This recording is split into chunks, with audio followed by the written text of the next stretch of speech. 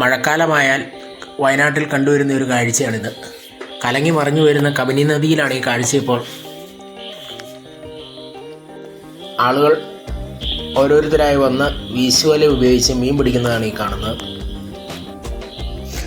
അവരാ വല ഞൊറിയുന്നതും അത് വീശുന്നതൊക്കെ കാണാൻ കണ്ടു നിൽക്കാൻ നല്ല രസകരമായൊരു കാഴ്ചയാണ്. മീൻ കിട്ടുന്നുണ്ട്, ചിലർക്ക് കിട്ടുന്നുണ്ട്. ചെറിയ ചെറിയ മീനുകളാണ്, വലിയ മീനുകളൊന്നും കിട്ടിത്തുടങ്ങിയിട്ടില്ല.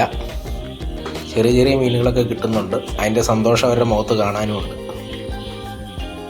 കണ്ടോ, അത് നല്ല രസമുണ്ട്. അത് ഞൊറിഞ്ഞെടുത്ത് എറിയണതാണ്. പുള്ളിക്കാരനിപ്പോൾ വീശാൻ പോവുകയാണ്. വീശി അടിപൊളി. നന്നായിട്ട് വല വിരിഞ്ഞാണ് വീണത്. ഇനിയത് വലിച്ചു നോക്കുക.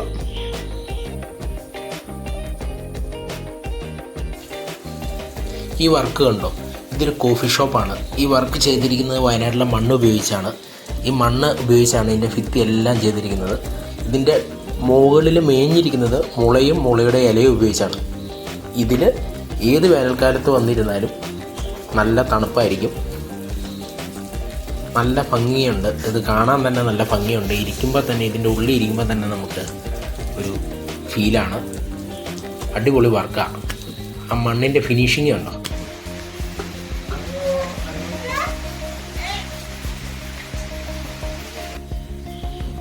ഇത് ഇവിടുത്തെ സ്പെഷ്യൽ ഒരു ഐറ്റം ആട്ടോ. പഴംപൊരിയും ബീഫും, നല്ല ചൂടൻ കട്ടൻ കാപ്പി, വയനാടൻ കാപ്പി.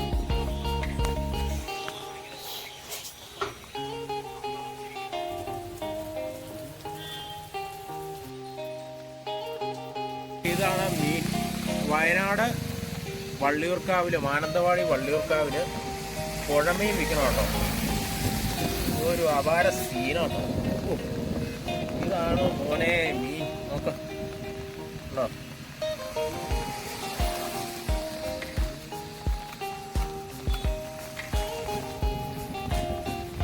അടിപൊളി.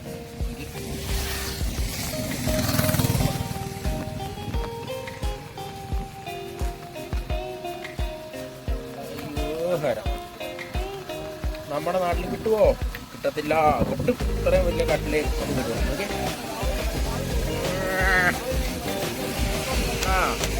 പൊളി സാധനം, പൊളി സാധനം. ഇതൊരു 5, 10, 15 കിലോ ആണ്.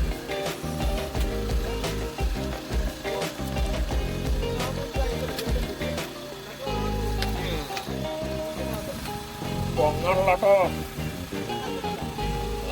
പൊന്നെ പൊങ്ങള്ള.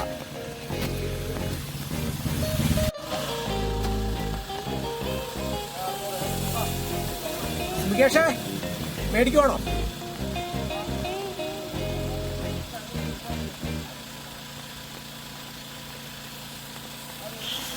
എന്നാ ചോരമയാ നോക്കി. ഇതുകൊണ്ട് ചോരമയുള്ള ഫ്രഷ് മീൻ കിട്ടുമോ? പുഴമീനി മാത്രം ഉണ്ടാവുള്ളൂ.